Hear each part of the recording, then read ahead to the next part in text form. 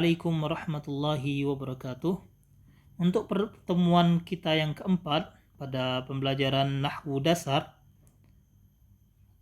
kita akan mempelajari bagaimana cara kita mengetahui bahwa suatu fi'il itu, suatu kata kerja itu harus ada objeknya, atau dia termasuk al-fi'lul muta'addi, atau dia termasuk dari al-fi'lul lazim yang tidak membutuhkan objek. Bagaimana kita tahu? Kaifa. Tulis ini. Kaifa na'rifu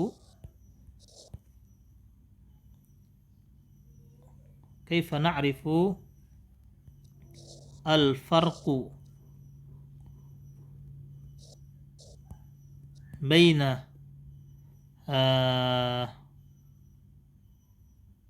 al-muta'addi wal lazim. Hal yang pertama yang harus kita tahu bagaimana cara kita mengetahuinya adalah dengan mengetahui ma'nal fi'il, makna suatu kata kerja tersebut. Yang kedua, kita harus mengetahui kaifiyatus isti'mal, bagaimana cara penggunaan. Adapun cara ketiga, ini hanya bisa dipakai oleh orang yang memang dia sudah mengetahui bahasa Arab dengan baik, yakni ittisalu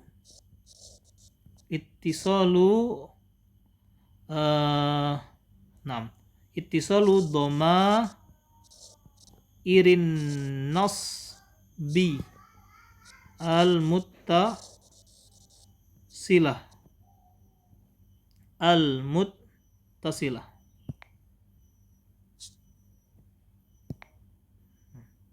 Untuk cara yang ketiga tidak akan kita jelaskan karena percuma juga kalau saya jelaskan, karena banyak dari para pemula yang tidak akan memahami arah pembicaraannya. Jadi kita akan jelaskan cara yang pertama dan yang kedua. Yang pertama, kita harus mengetahui maknanya. Maknanya. Ketika kita membicarakan suatu fi'il kata kerja, semisal Istahamma artinya mandi. Nah, kita tahu kalau mandi ini dia lazim. Tahu dari mana? Dari artinya. Saya mandi, apakah butuh objek? Tidak butuh objek. Dia telah mandi. Apakah butuh objek? Enggak butuh objek. Jadi dia masuk ke al-fi'lul lazim, tidak butuh objek. Akan tetapi kalau kita buat di sini bahasa Arabnya menendang, rokala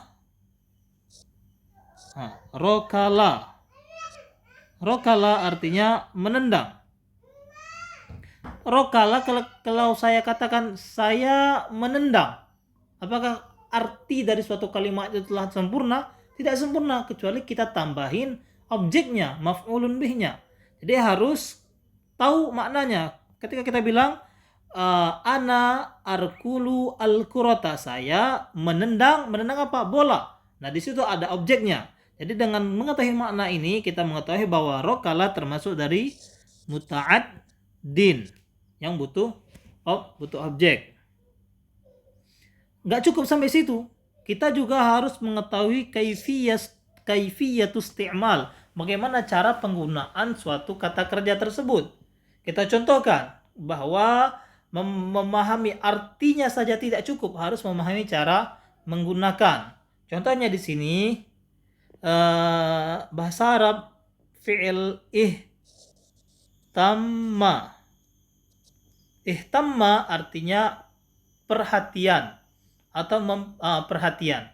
Kalau dalam bahasa Indonesia kita menggunakan kalimat perhatian langsung ada objeknya. Contoh, suami perhatian terhadap istrinya, Di situ langsung ada objeknya. Akan tetapi kalau di bahasa Arab itu kita tidak bisa bilang az-zauju artinya suami, ya tamu perhatian zaujatahu. Misal di sini kita tulis zaujata